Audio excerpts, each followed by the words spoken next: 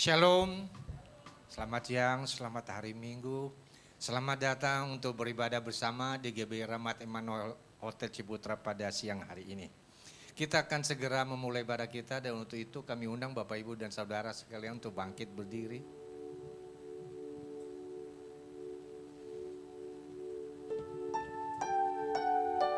Mari kita arahkan hati dan pikiran kita kepada Tuhan dan kita bersatu di dalam doa.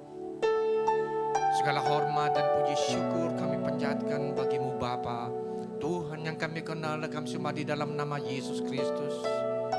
Sungguh besar kasih setiamu Bapa, Engkau yang telah datang ke dalam dunia ini menjadi manusia, menebus kami dari hukuman dosa.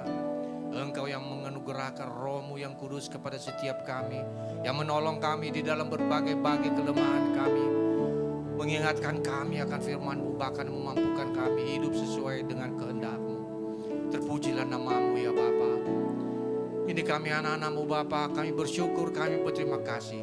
Sepanjang minggu yang telah berlalu, Engkau telah menyertai, melindungi dan memberkati kami, meluputkan, melepaskan kami dari segala susah, mara bahaya dan daripada yang jahat. Dan pada siang hari ini, Engkau juga telah menuntun langkah kami untuk datang ke hadirat-Mu. Bapa di surga, kami hendak bersyukur, berterima kasih, bernyanyi, memuji dan muliakan Engkau atas segala kebaikan-Mu. Dan kami juga ingin mendengarkan kebenaran firman-Mu yang menguatkan iman kami. Kami membuka hati kami seluas-luasnya bagi kebenaran firman-Mu Bapa, yang akan disampaikan oleh hamba-Mu Pendeta Julius Parapat. Bapa, berkati hamba-Mu, urapi hamba-Mu dengan urapan yang baru, sehingga melalui bibir mulutnya kami boleh mendengarkan isi hati-Mu yang hendak Engkau sampaikan bagi kami. Demikian juga Bapa, kami berdoa bagi semua anak-anak-Mu yang mengambil bagian pelayanan dalam ibadah pada siang hari ini, baik worship leader, para singer, para pemain musik, teknisi, usher, tanpa ada yang terkecuali ya Bapa. Sucikan kami, layakkan kami untuk melayani Engkau, dan mampukan kami untuk melakukan yang terbaik hanya untuk hormat dan kemuliaan bagi nama-Mu saja. Terima kasih Bapa. Bapa, hadirlah di tengah-tengah ibadah kami pada siang hari ini dan beracaralah. Kami serahkan ibadah kami dari awal, pertengahan hingga pada akhirnya hanya ke dalam tangan-Mu. Di dalam nama Tuhan Yesus kami telah berdoa dan mengucap syukur. Mari kita yang percaya sama-sama katakan amin. Umat Tuhan yang berkati, berikan tepuk tangan sorak-sorai bagi Allah kita, saudara. Bapak Ibu silakan duduk kembali, kita mau sama-sama memuji dan menyembah Tuhan siang hari ini. Akui kekuasaan Tuhan, kedahsyatan Tuhan dalam hidup kita, amin.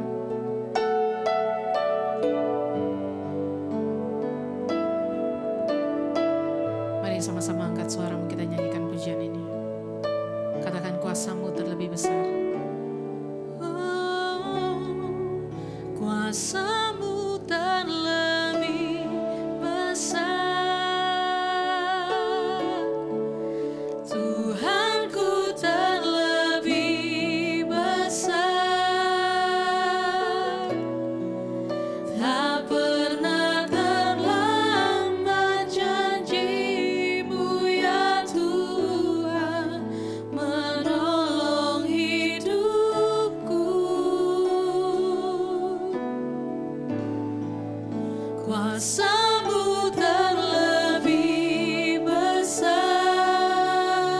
Katakan Tuhanku terlebih besar. Tuhanku terlebih besar,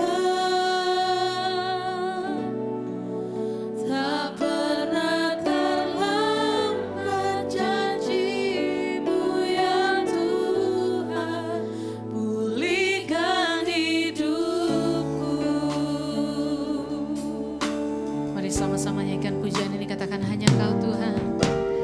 Hanya Kau Tuhan penolongku, yang selalu setia,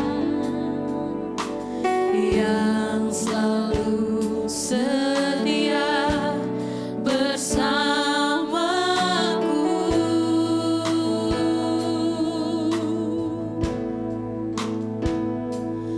Kasih-Mu yang sanggup mengubah kehidupanku. Sungguh ku berserah, sungguh ku percaya.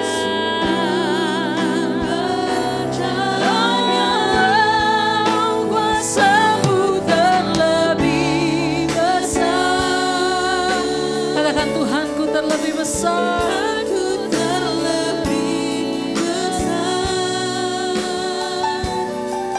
tak pernah terlambat janji-Mu ya Tuhan, menolong hidupku. Kuasa-Mu Tuhan terlebih besar, Tuhanku terlebih besar, terlebih besar, tak pernah terlambat janji-Mu ya Tuhan, pulihkan hidupku. Jemaat Tuhan, saya nyanyikan pujian ini, katakan hanya Kau.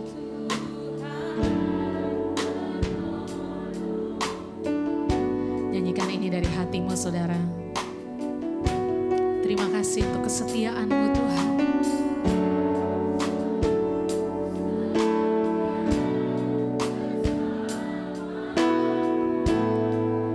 Oh, kasih-Mu yang sanggup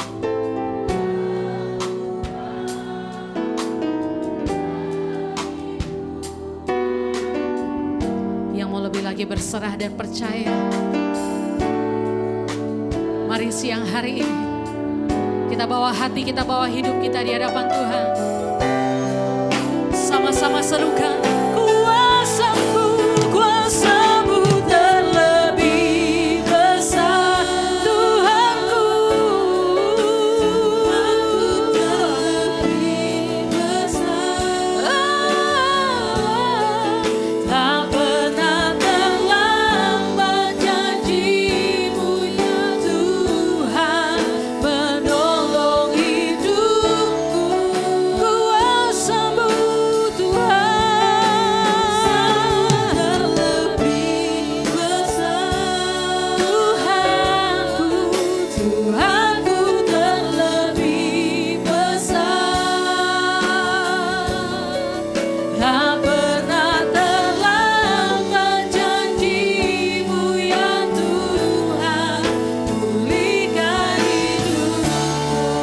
Mari yang percaya angkat tanganmu serukan. Ku percaya Kau bekerja, Kau bekerja. Pasti mendatangkan kebaikan buat setiap kami Tuhan.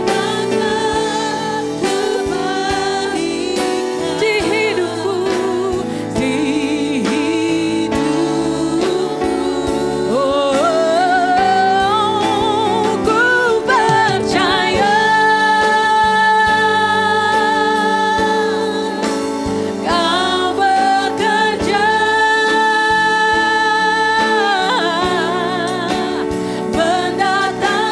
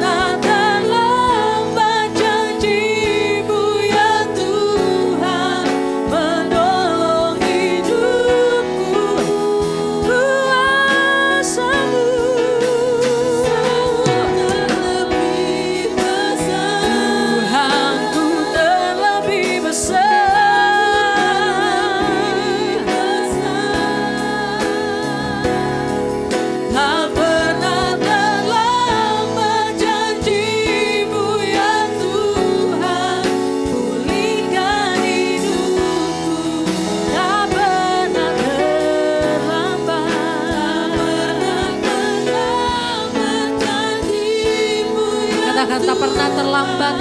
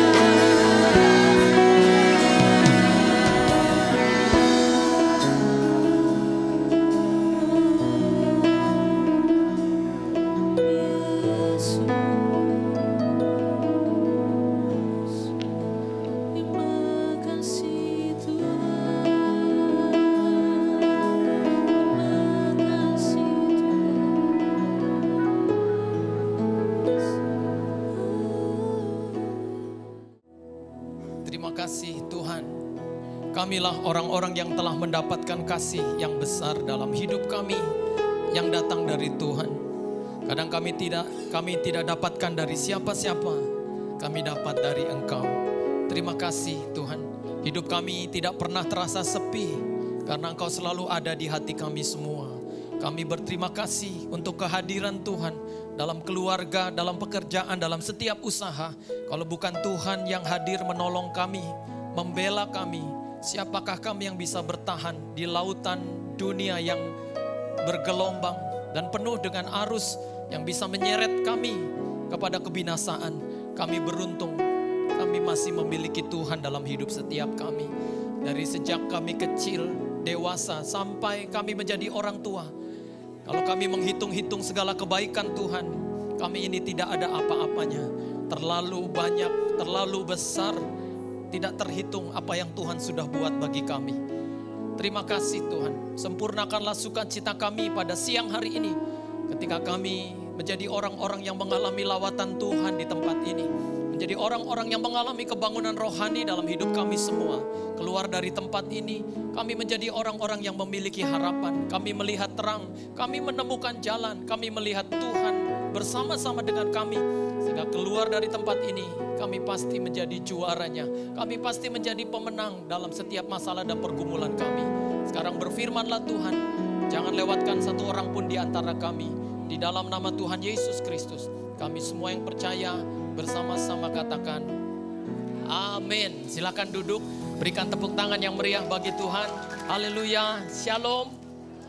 Senang bisa berjumpa dengan Bapak Ibu sekalian dalam ibadah jam 1 ini.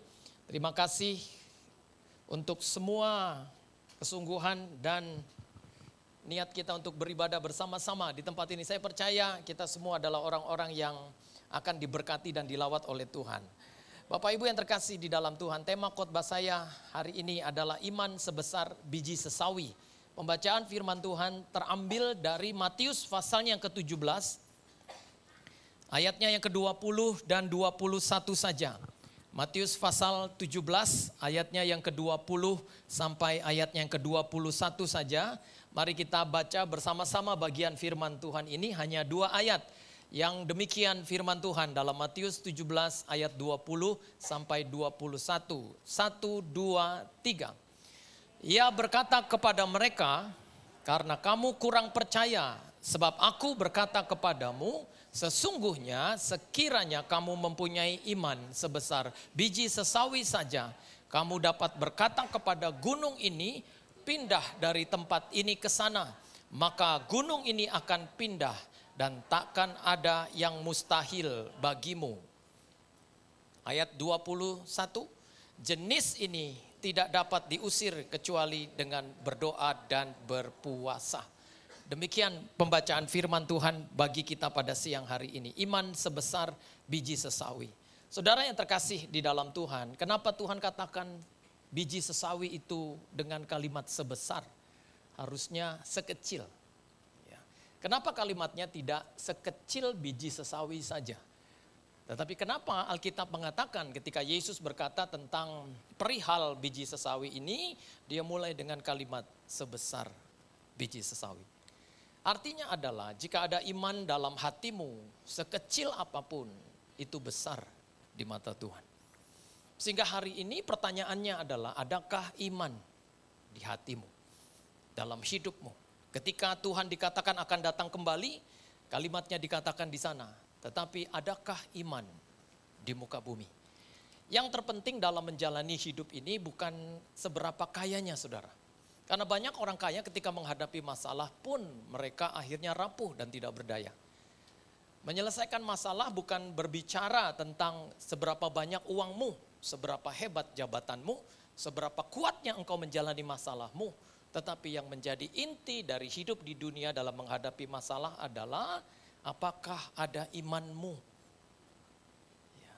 Sehingga Alkitab berkata berkali-kali di dalam perjanjian baru bahkan dalam perjanjian lama, bukan dengan uangmu menyelamatkan engkau, hebatmu menyelamatkan engkau, jabatanmu akan menyelamatkan engkau. Tetapi yang saya tahu sepanjang saya membaca Alkitab, kalimatnya bukan seperti itu. Tetapi kalimatnya adalah imanmu menyelamatkan engkau.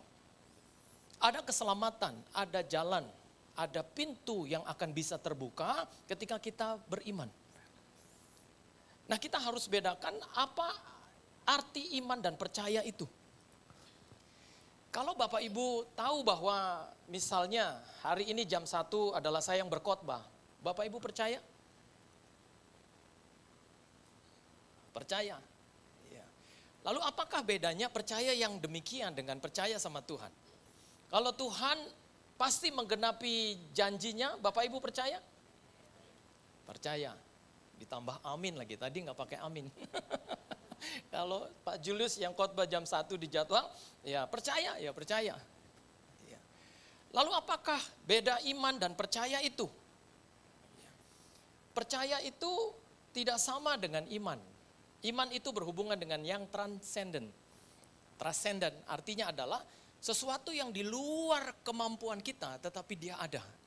Nah di saat itulah ketika kita tahu bahwa kita ini terbatas, kita mulai beriman kepada yang tak terbatas itu. Hidup ikut Tuhan itu jangan sekedar percaya. Kalau engkau jadi orang Kristen yang hanya disebut orang percaya, maka engkau jalani hidup ini hanya dengan yakin saja dan percaya saja. Tapi hidup di dalam Tuhan haruslah hidup bukan hanya dengan percaya, tetapi juga beriman. Nah beriman itulah yang membawa engkau dalam kebenaran. Sehingga kalau untuk masalah doa yang dijawab sekalipun, yang perlu bukan sekedar yakin dan percaya. Tetapi yang penting adalah bagaimana engkau menjadi orang yang benar, ada di tempat yang benar, di posisi yang benar, dan engkau berkenan kepadanya. Karena kalau Alkitab berkata di dalam Yakobus pasal yang ke-5 ayat 16 dikatakan di sana, doa orang benar bila dengan yakin didoakan sangat besar kuasanya. Mana yang lebih dulu, benar atau yakin? Benar ya Bapak Ibu. Nah sekarang kita balik. Kalau kalimatnya begini, doa orang yakin bila dengan benar didoakan sangat besar kuasanya. Nah Bapak Ibu ada di posisi yang mana? Ya. Di posisi yang pertama, doa orang benar bila dengan yakin didoakan. Ya. Kalau Bapak Ibu menjalani hidup, yang penting kita benar saja. Kita tahu kita sudah lakukan yang benar, kita tahu sudah lakukan bagian kita, Tuhan itu pasti lakukan bagiannya. Jadi mari belajar untuk ada di posisi yang benar dulu. Karena Alkitab katakan doa itu harus dimulai bukan dengan yakin dulu. Nanti kalau kita doa dengan yakin dulu, maka kita kegeeran doa kita dijawab sampai hari ini. Doa kita nggak kunjung dijawab Tuhan. Kenapa? Karena Bapak Ibu balik konsepnya. Konsep surgawi adalah doa orang benar bila dengan yakin didoakan. Kalau engkau benar, engkau boleh yakin doamu dijawab. Kalau engkau ada di posisi yang berkenan, engkau sudah lakukan bagianmu, percayalah. Kalau engkau yakin, maka doa itu adalah betul-betul akan dijawab Tuhan. Tapi coba kalau kita balik, doa orang yang yakin bila dengan benar didoakan. Nah perhatikan di sini. Ya, kan banyak di antara kita di ibadah ya baru naikkan pujian, MC baru berdiri lalu ajak kita memuji, kita langsung tanya, Tuhan saya yakin doa saya dijawab oleh Tuhan.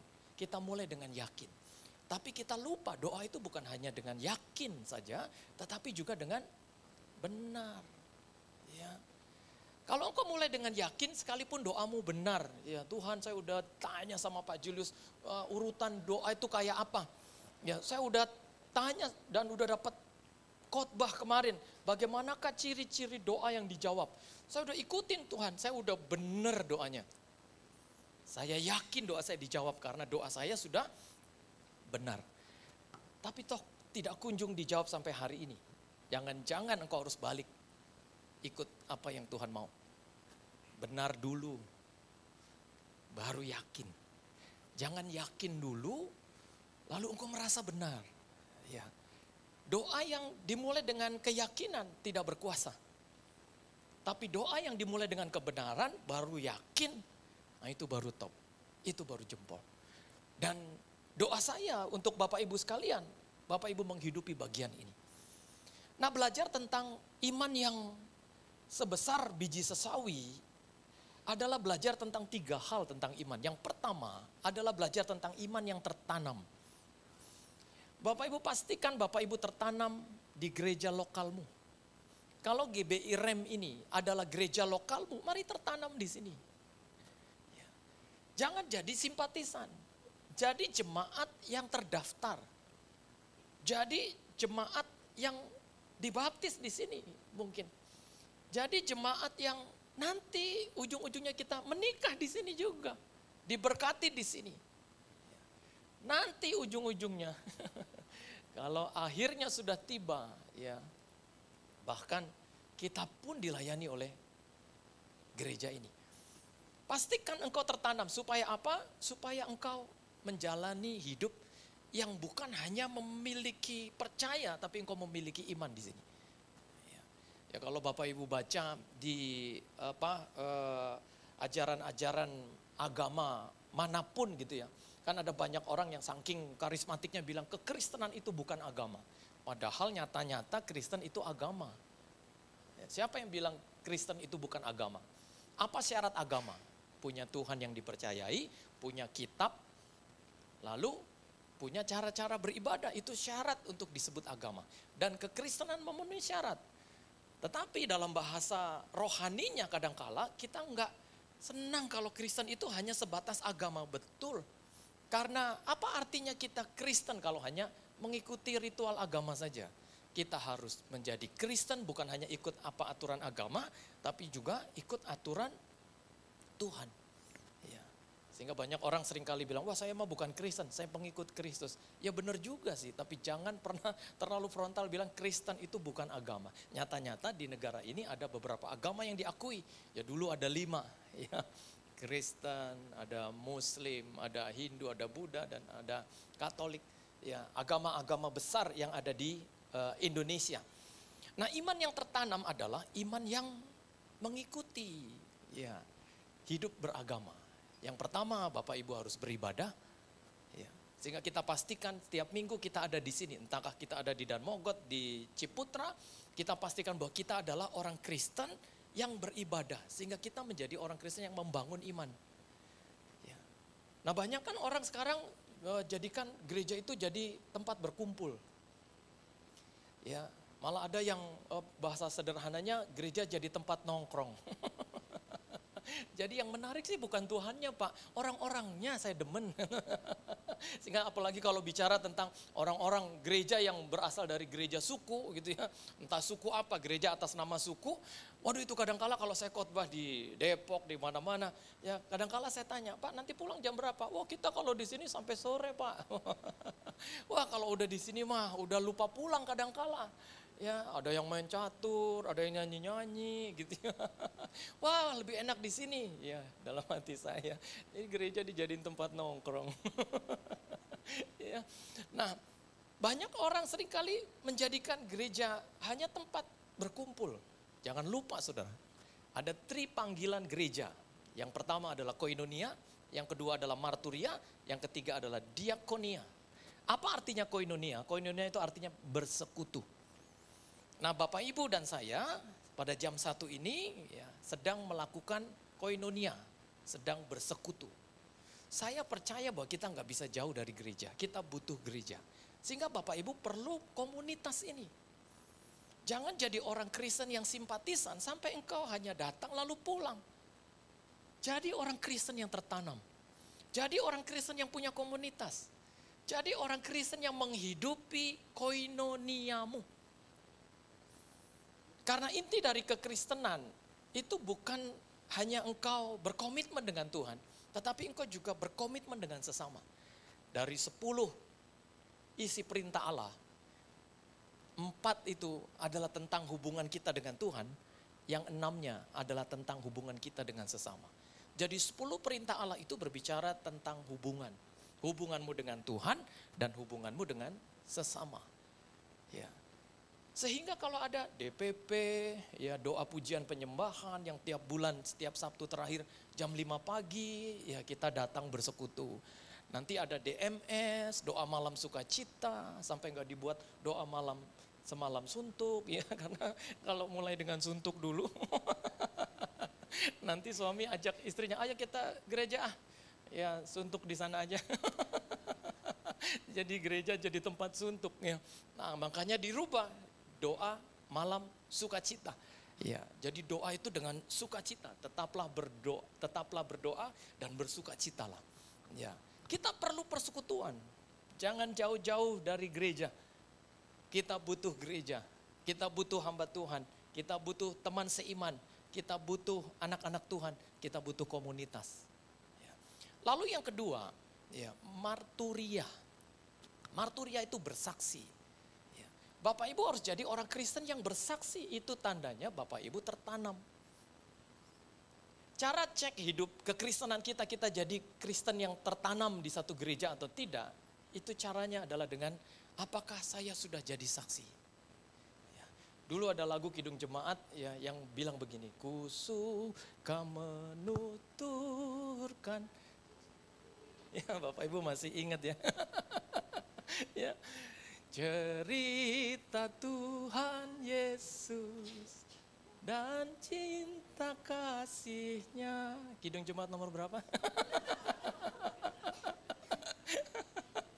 Ya, rupanya kita asalnya dari gereja Kidung Jemaat ya.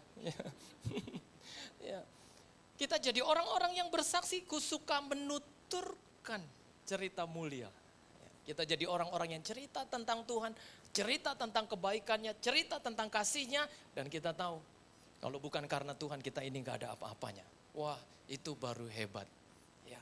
Dan kesaksian ini dimulai dari Yerusalem, Yudea, Samaria, dan sampai ke ujung bumi. Yerusalem itu tempat kita pertama kali. Bisa gereja, bisa rumah. Alkitab berkata, tahu Bapak Ibu? Ya, lagi pula pelita itu tidak ditaruh di bawah gantang kata Tuhan, tetapi di atas kaki Dian, supaya bisa menerangi kalimatnya. Semua orang dalam gereja itu, bukan semua orang dalam rumah itu. Jadi pertama kali terang itu harus bersinar, itu bukan di luar rumah. Di rumah kita dulu. Ya. Kalau kita lihat istri pagi-pagi udah bersih-bersih, ya jadi terang. Bangun, bantu bersih-bersih. Dulu waktu baru-baru nikah gitu ya, baru bangun, ya saya nggak tega lihat istri bersih-bersih rumah. Akhirnya karena saya nggak tega, saya tidur lagi biar nggak lihat. Karena dulu konsepnya beda pertama kali. Saya mikirnya itu kan tugas perempuan. Memang udah kodratnya begitu. Ya tapi enggak. Ya, akhirnya ya Bapak Ibu, laki-laki itu punya fungsinya, perempuan juga punya fungsinya. Ya. Bertumbuh dalam kesabaran. Kemarin ada jemaat nanya, Pak, kenapa ya kalau istri di sinetron Indosiar tuh sabar-sabar? Saya bilang, ya karena mereka dibayar, Pak. Bapak mau istri sabar, bayar. Istri itu bukan hanya mau dikasih sayang, tapi juga dikasih uang. Ya, saya pernah kemarin baca singkatan suami aja, semua uang milik istri. Semua uang adalah milik istri. Ya, dan hidup berkeluarga itu ya seperti itu. Seperti sedang bersekutu, bersaksi, dan yang terakhir melayani. Bapak Ibu tahu nggak indahnya melayani Tuhan itu? Kami ini sebagai hamba Tuhan mengalami keindahan itu. Sehingga hamba-hamba Tuhan itu satu tujuannya untuk ajak apa? Jemaat itu melayani. Bapak Ibu bisa melayani. Waduh itu indah. Melayani itu luar biasa. Dan Bapak Ibu harus terserap dalam melayani. Kalau Bapak Ibu sudah bergereja, jangan hanya bergereja. Jadi orang yang kadangkala pakai baju rapi, layani Tuhan. Ya. Walaupun bukan pendeta, tapi pengerja. Ya, kita mulai dengan terima tamu, nanti kita mulai jadi usher, kita mulai jadi pendoa persembahan, kita mulai mungkin, wah suara saya bagus gitu ya. Mulai dengan singer, jadi orang yang seperti ini. Jemaat yang melayani Tuhan. Sampai kapan kita jadi jemaat terus? Ya, dulu waktu saya di gereja Protestan murni gitu ya, yang bukan kontemporer gitu ya. Untuk cari seorang majelis itu susahnya minta ampun. Ya, kadangkala susahnya minta uang juga. Sehingga majelis itu yang dipilih harus kaya, yang punya gitu ya. Cuma kebanyakan orang kalau udah pencarian majelis tuh, mereka semua bilang, aduh jangan saya Pak. Saya kadang lebih baik disuruh lari puterin gereja 100 kali dah, daripada disuruh doa di depan orang. Saya nggak bisa. Ya, saya mendingan disuruh push apa daripada saya disuruh berdiri bawa renungan. Ya. Saya bilang sama mereka, coba dulu. Nanti baru rasain keindahan pelayanan itu. Bener. Satu orang coba ya, udah satu periode mau habis nih. Mereka bilang, aduh saya pengen jadi majelis lagi. Karena nggak enak rasanya kalau nggak berdiri di depan pakai stola tuh Pak. Kayaknya ada yang kosong. Ya. Nah orang kalau udah coba, dia pasti kepingin lagi. Nah begitu juga kita. Dulu saya juga nggak bisa Bapak Ibu melayani. Waktu saya mulai melayani, saya hampir nggak mau lagi khotbah. Pernah satu kali saya gantiin khotbah pendeta besar, dibawain surat. Kamu khotbah ke sana, saya udah telepon ini surat, kasih tahu mereka kalau kamu gantiin saya. Ini pendeta udah luar biasa dipakai Tuhan di kota Jakarta. Kemudian saya melayani, saya ingat waktu itu saya melayani di PD Bank Buana. Ya, pernah tahu Bank Buana, siapa tahu ada yang kerja di sini di Bank Buana, di Tanah Abang. Dulu saya nggak punya motor, nggak punya mobil, saya naik 502. Yang Kopaja tuh, dasi taruh di kantong sini, supaya nggak terlalu lecek, saya bawa Alkitab. Sampai di sana, saya masuk ke ruangannya. Saya lihat itu ruangan direksi. Ya. Tiba-tiba ada orang yang nanya, mana pendetanya? Itu, katanya. Loh, kok muda amat? Katanya. Iya, aduh, gimana nih? Kita pesennya Coca-Cola, kok yang datang teh botol, katanya. Waduh, waktu saya dengar kalimat itu saya hampir pulang. Bayangkan, baru pertama kali mau khotbah, ya kita udah dengar kita pesan Coca-Cola, kenapa yang datang teh botol? Ya, saya bilang dalam hati Tuhan, setelah ini enggak lagi saya khotbah. Lalu ketika saya udah pujian penyembahan nih, saya disuruh duduk di bangku direktur. Pak, duduk di sana Pak. Di mana Pak? Itu bangku yang tingginya tuh udah 1,5 meter di atas kepala saya bangkunya. Saya bilang, enggak Pak, enggak Bapak harus di situ. Ya lama-lama dipanggil Bapak, dipanggil Mas, dipanggil Bapak, dipanggil Mas. Ya sudah saya duduk. Di pujian saya bilang begini sama Tuhan, saya mau jelasin sama mereka, ini bukan teh botol biasa. Mereka boleh undang Coca-Cola yang gak datang. Tapi mereka akan ngerti, satu saat mereka akan bilang, apapun makanannya, minumannya, teh botol, sosro. Akhirnya saya khotbah, betul. Satu orang bilang, ini mah bukan teh botol biasa. Satu orang minta nomor telepon, satu orang minta nomor telepon. Akhirnya saya bergerak, berjalan naik dalam pelayanan, lepas pelayanan. Yang penting adalah mau dan keinginan kita untuk melayani. Ya. Lalu kemudian Bapak Ibu, ketika Bapak Ibu dikatakan berdiakonia, maka melayani itu memang tidak enak.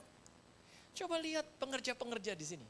Bapak Ibu ibadah dari jam 9, dari jam 9, 11, 1, 3, 5. 5 jam kebaktian, 5 kali kebaktian. Mereka dari pagi sampai malam di sini. Berdiri di depan. Enggak enak, ya enggak enak. Tapi memang itulah hakikat dari pelayanan. Karena melayani itu bukan untukmu, tapi untuknya. Sehingga kalau ada orang yang seringkali saya bilang dalam khotbah saya, kalau ditanya hobinya apa? Pelayanan. Salah. Pelayanan itu bukan hobi. Kalau hobi itu untuk kesenanganmu. Mancing itu baru hobi. Biar kita lama-lama nunggu ikan ambil umpan kita. Tapi karena kita hobi, ya senang aja. Lalu apa? Berenang itu hobi. Karena untuk kesenangan kita. Main catur, ya, main game itu hobi. Tapi melayani itu bukan hobi. Karena melayani itu bukan untuk kesenanganmu, tapi untuk kesenangannya. Sehingga walaupun kita merasa enggak enak, berdiri di depan dari pagi nanti Bapak Ibu pulang selamat hari Minggu, selamat hari Minggu, selamat hari Minggu. Pernah nggak lihat yang ya apa mainan burung-burungan yang selamat hari Minggu, letuk gitu. Nah itulah mereka. Saya juga berdiri di situ nanti. Bayangkan tiap kali habis ibadah kita di depan, selamat hari Minggu, Tuhan berkati. Tuhan. Kadang-kala ibu-ibu juga nggak lihat kita. Saya bilang, tapi tetap aja coba nggak pernah ada di antara kita yang berhenti mengucapkan Bapak Ibu selamat hari Minggu. Nanti pulang lihat wajah-wajah mereka. Kami akan lihat wajah Bapak Ibu sekalian. Kami akan absen. Siapa yang nengok, siapa yang enggak. Siapa yang lempeng aja. Kita senyumnya merekah gitu ya. Mereka bukan orang, kita bukan orang yang nggak punya masalah. Punya sama dengan Bapak Ibu. Mungkin masalah Bapak Ibu lebih berat aja. Ya, kita merasa seperti nggak punya masalah. Ya, selamat hari Minggu, Tuhan berkati, Pak. Tuhan berkati, selamat sampai di rumah. Ya, gitu ya. Wah itu indah. Walaupun kita nggak enak, yang penting Tuhan disenangkan, itu cukup bagi kita untuk memastikan bahwa hidup kita melakukan bagian kita. Khotbah, kalau ditanya orang, hobinya apa Pak? Khotbah. Salah, khotbah itu bukan hobi. Hobi itu untuk kesenanganmu. Sementara khotbah itu untuk kesenangannya. Khotbah itu bukan untuk kesenangan pengkhotbah dan kesenangan jemaat. Sehingga walaupun jemaat tidak senang dengan khotbah kita yang benar, khotbah kita yang berdiri di atas firman-Nya, enggak apa-apa. Biarpun mereka tersinggung asal Tuhan disenangkan, itu cukup buat saya. Melakukan bagian saya. Oh kadang-kala kita pengkhotbah ini banyak dapat pesanan Pak, Bu. Pak kalau di sini khotbahnya jangan tentang minum mabuk ya. Loh kenapa? Karena di sini orangnya suka minum mabuk Pak. Oh justru itu yang saya mau kasih tahu mereka. Kata, aduh jangan Pak nanti mereka nggak mau ke gereja. Enggak saya mau bilang. Tapi dengan bahasa yang berbeda. Ya kadang-kala kalau kita udah bersahabat kita ngomong apa aja udah jemaat terima aja. Saya kalau ngajar nih di kelas teologi ya. Saya pertama kali masuk kelas. Kalau saya disuruh mengampu satu mata kuliah. Saya pertama kali bilang begini. Anak-anak mahasiswa saya ya setiap kali saya punya kelas. Saya selalu menganggap bahwa mahasiswa saya adalah anak kandung saya sendiri. Wah, mereka senang. Aduh, dianggap bagaikan anak kandung, betapa senangnya gitu ya. Padahal mereka lupa kalau anak kandung itu bisa dimarahin. Anak kandung itu bisa ya ditegur, bisa ditegasin gitu ya. Waduh Pak, terima kasih. Ya saya belum pernah merasa dosen tuh sedekat ini. Ya, dalam hati saya, awas aja nanti. Saya pernah marahin mahasiswa yang bimbingan skripsi. Ya, dia bilang, Pak saya adalah bimbingan Bapak. Ya terima kasih, selamat nanti kita bimbingan. Bulan Januari, minggu ketiga dia hubungi saya, April dia hubungin saya lagi dong. Terus dia datang ke saya, Pak gimana skripsi saya? Lah nggak tahu, saya juga belum pernah lihat. Saya bilang, mana skripsinya ini? Di handphone minggu ketiga Januari, terus kamu baru hubungin saya lagi, ini awal April. Januari, Februari, Maret, lah kamu kemana? Oh nggak bisa Pak, ini gimana? Saya tidak mau terima skripsi kamu. Tuh rasain loh, jadi anak kandung, siap dimarahin sama orang tua gitu ya. Udah saya marah cuma begitu, saya rasa saya marahnya juga gak terlalu greget ya Bapak Ibu. Sudah, keluar dari tempat ini. Wah saya begitu, ya. Lalu kemudian udah, saya tulis-tulis ngobrol gitu dengan dosen-dosen. Tiba-tiba satpam lari, Pak, ada yang pingsan di depan lift katanya. Hah siapa? Itu anak ini katanya. Loh, waduh Pak, itu bukannya Bapak marahin tadi katanya. Dalam hati saya, waduh gawat juga ya. Marah itu bisa bikin orang pingsan. Ya makanya hati-hati Bapak Ibu. Kadang-kala kita marah tuh biasa gitu ya. Laki-laki ya suami gitu. Kita marah, kadang-kala kita bilang biasa dia kan istri, dia harus ngerti. Ya, sehingga istri itu sedih tiap hari gitu ya. Suaminya marah terus, membuat dia sedih terus. Nah bapak-bapak hati-hati kalau engkau selalu buat istrimu sedih, jangan sampai istrimu nanti tanya, ini rumah tangga atau rumah duka ya? Ya, kok sedih terus gitu ya. Ya, kita harus jadi orang-orang yang bersaksi, melayani, dan kadang-kala itu enggak buat senang kita, tapi untuk senangnya Tuhan. Ya, anak-anak ya muda yang hidup dalam keluarga, menghormati orang tua memang tidak enak. Tapi percayalah, kebenaran itu nggak bisa dirubah. Kalau engkau sudah lakukan bagianmu, kalau engkau sudah benar, maka engkau bisa yakin diberkati, dijawab doanya, ditolong Tuhan, disertai dan tidak pernah ditinggalkan. Ya, jangan sampai kita kegeeran sendiri. Saya udah percaya, sudah percaya doang, tapi nggak tertanam. Ya. Lalu kemudian Bapak Ibu, iman sebesar biji sesawi ini bukan hanya berbicara tentang iman yang tertanam, tetapi juga iman yang bertumbuh. Bapak Ibu tahu biji sesawi ini bijinya kecil. Ya. Saya selalu lihat tuh masih ada pembatas Alkitab yang di press, lalu di dalamnya ada satu titik kecil, itu namanya biji sesawi. Di toko buku Immanuel biasanya jual tuh. Ya kecil sekali kalau kita lihat setitik pasir, itu ada di pembatas Alkitab itu yang di press dengan plastik. Saya bayangkan, kenapa ya kok biji sesawi yang kecil ini Tuhan gak bilang sekecil biji sesawi, tapi justru sebesar biji sesawi. Rupanya Bapak Ibu, biji sesawi yang kecil itu, kenapa Tuhan katakan sebesar biji sesawi? Karena pertumbuhannya itu bisa luar biasa.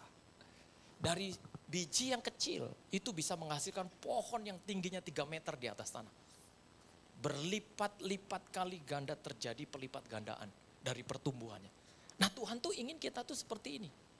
Menjadi orang yang bertumbuh dalam iman kita. Caranya gimana? Yang pertama dengan pujian dan penyembahan. Ya, makanya saya sebelum ke depan nih, sebetulnya saya dari awal di belakang. Ya, saya lihat jemaat begitu menikmati pujian dan penyembahannya. Waduh, saya bilang Tuhan, indah sekali kalau kami ada di ruangan ini sama-sama menyembah Tuhan. Ada yang angkat tangan, ada yang bergidik tadinya, ada yang begini-begini. Saya bilang, itu luar biasa merasakan pujian penyembahan yang luar biasa. Memuji, menyembah. Makanya kalau pujian sudah dinaikkan, ya Tuhan ya ibaratnya tinggal meluncurkan anak panah firman-Nya tertanam di hati Bapak Ibu dan saya. Ya. Itulah keindahannya. Kita bisa bertumbuh dalam pujian dan penyembahan. Makanya orang Kristen itu harus belajar banyak lagu, sementara lagu-lagu sekarang sudah banyak. Ya. Lagu-lagu sekarang sudah begitu bertumbuh dengan luar biasa. Jadi orang yang penuh dengan pujian, penuh dengan sembah kita. Lalu bagaimana kita bertumbuh di dalam iman kita? Bukan hanya dengan pujian dan penyembahan, tetapi juga dengan membaca firman. Alkitab itu harus menjadi makanan yang engkau pergunakan untuk pertumbuhan rohanimu. Ya. Bukan hanya jasmani yang butuh makanan, rohani kita, roh kita juga membutuhkan makanan. Sehingga pastikan jangan hanya makan makanan jasmani. Ya. Jangan hanya makan pikirannya nasi padang, ya kan? Kemarin saya bilang, itu loh ada yang nggak suka makan padang loh. Siapa? Sandi Sindoro. Kenapa? Tak pernah padang. Padam ya Bapak Ibu ya. Ya. Nah, jangan jadi orang yang hanya ingat-ingat makanan jasmani saja. Ya. Di Ciputra ini apa sih kurangnya makanan? Ya. Sekarang di bawah udah ada misue itu. Gimana sih bacanya, misue atau mixu atau apa sih? Saya misue ya, misu, meso. Meso artinya dampratnya, misue. Oh Ibu Cuncun tahu. Ya. Di misue itu yang paling enak tuh yang orange tuh. Ya, aduh jeruk yang cuma 10.000 dapatnya gede. Ya, lemon, ya lemon madu. Waduh, ya, itu kita bisa beli di bawah. Ya. Ada kopi macam-macam, ada kopi kenangan, TLJ, Starbucks, semua makanan dari tauan, dari ramen, semua ada Bapak Ibu. Tapi kalau pikiran kita hanya makan, hati-hati. Engkau juga harus kasih makanan rohani dalam dirimu. Makanan jasmani cukup, makanan rohani juga harus cukup. Itu baru benar. Lalu kita bertumbuh, Bapak Ibu, bukan hanya dengan pujian penyembahan, bukan hanya dengan membaca Alkitab, tetapi juga bertumbuh bersama. Inilah yang dinamakan saling mendoakan, saling mendukung. Kenapa kita perlu teman seiman? Supaya kita bisa saling mendoakan. Supaya kita bisa saling mendukung di dalam doa. Wah, saya punya pokok-pokok doa di rumah. Pokok-pokok doa itu 1 buku Bapak Ibu. Kadang-kala saya checklist nanti di akhir tahun. Saya lihat ya, mana yang sudah dijawab, itu saya coret. Yang sudah dijawab lagi saya coret. Dari 100% sepanjang tahun saya mendoakan pokok-pokok doa orang, 80%-nya hebat, luar biasa. Tuhan jawab, meleset 90% dia nggak lupa kalau dia harus jawab pokok doa yang dinaikkan. Ya, dia Tuhan yang hebat Bapak Ibu. Jangan sampai Bapak Ibu nggak punya buku doa. Ya, kadangkala kenapa kita nggak konsentrasi dalam mendoakan pokok-pokok doa kita? Karena nggak ada catatannya. Catat dong pokok-pokok doa. Jangan hanya catat jatuh tempo, BC akad, 7 Juni. Ya, jatuh tempo ini pinjaman pinjol. Jatuh tempo HSBC. HSBC tahu? Harus siap. Direkam sih. Ya, jatuh tempo kita ingat. Tapi kalau pokok-pokok doa kita yang lain kita nggak ingat. Catat pokok doa untuk ini, untuk itu, untuk ini. Nanti lihat akhir tahun kita tutup buku doa itu, Tuhan itu nggak pernah lupa. Kadang doa yang kita udah nggak doakan lagi karena kita tahu doa itu nggak dijawab-jawab, kita ambil lagi, justru dijawab Tuhan. Wah, dia Tuhan yang nggak pernah kekurangan cara untuk memberkati hidup anak-anaknya. Kita harus berikan tepuk tangan dulu dong buat Tuhan Yesus yang luar biasa dalam hidup kita.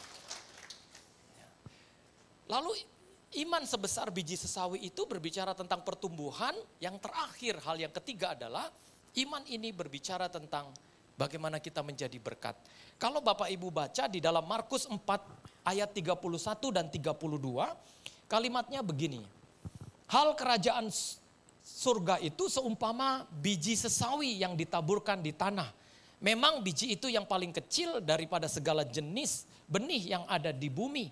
Tetapi apabila ia ditaburkan, ia tumbuh dan menjadi lebih besar daripada segala sayuran yang lain dan mengeluarkan cabang-cabang yang besar sehingga burung-burung di udara dapat bersarang dalam naungannya. Ya, perhatikan di sini dari biji yang kecil kata Alkitab, bahkan dikatakan yang paling kecil daripada segala jenis benih, tetapi dia bisa bertumbuh menjadi pohon yang besar sehingga burung-burung di udara dapat bersarang dalam naungannya. Artinya biji sesawi yang katanya kecil tapi besar di mata Tuhan ini, walaupun kita merasa kita ini gak ada apa-apanya, Tuhan bisa angkat kita jadi berkat. Pohon biji sesawi ini akhirnya jadi apa? Jadi tempat bersarangnya burung-burung di udara. Tempat naungan kata ayat 32. Sehingga burung-burung di udara dapat bersarang dalam naungannya. Wah, hebat. Kita jadi orang yang berguna buat orang lain. Ya, kita jadi orang yang berdampak buat orang lain. Kita jadi berkat, kita jadi saluran, kita jadi pipa bagi keselamatan orang lain. Kita dipergunakan Tuhan dengan cara yang luar biasa. Ya. Bapak Ibu mau hidup seperti ini? Jadi orang Kristen yang imannya tertanam, imannya bertumbuh, dan imannya jadi berkat. Ya. Mulai miliki iman. Ya. Bukan hanya yakin, bukan hanya percaya. Tetapi iman yang tertanam, iman yang bertumbuh, dan iman yang jadi berkat. Selamat buat jemaat GBI Rem, selamat membangun iman yang tertanam di sini, yang bertumbuh di sini, dan yang menjadi berkat. Keluar dari tempat ini, biarlah orang bisa memetik hasil dari imanmu. Ya. Bukan omongan yang kasar, omongan yang penuh kasih. Ya. Kadangkala Bapak Ibu untuk melakukan hal-hal yang besar itu dimulai dari hal-hal yang kecil, sehingga jangan pernah anggap hal-hal kecil itu dengan remeh. Biji sesawi yang kecil saja, Tuhan bilang sebesar biji sesawi. Apa hal-hal kecil? Senyum. Ya. Pulang nanti kalau kita tahu kita ini orangnya susah untuk senyum, ya senyum ya, walaupun senyumnya senyum kehancuran gitu ya. Ya senyum aja gitu ya. Ya, menyapa, bilang terima kasih. Ya, nanti ya Pak, makan ketika sudah dianterin, makasih ya Mbak. Ya itu kan hal-hal yang kecil yang kadangkala bisa membuat orang berubah, diselamatkan kadangkala. Ya. Dan kadangkala Bapak Ibu, hal-hal yang kecil itu bukan selamanya gak berguna. Tapi bisa berguna bahkan kadangkala dalam menyelamatkan seseorang. Tuhan berkati kita, mari kita ambil sikap doa. Kita tunduk kepala, kita datang kepada Tuhan. Kuasamu terlebih besar, cintamu terlebih besar, tak pernah terlambat kasihmu ya Tuhan. Kalau kita belajar tentang iman sebesar biji sesawi ini, baiklah kita melihat adakah imanmu. Sesungguhnya imanmu lah yang menyelamatkan engkau. Kadangkala bukan hebat, bukan kuat, bukan kaya. Tapi kadang yang diperlukan untuk bisa melewati masalah hanya iman. Faith dengan kehidupan yang harus kita lakukan.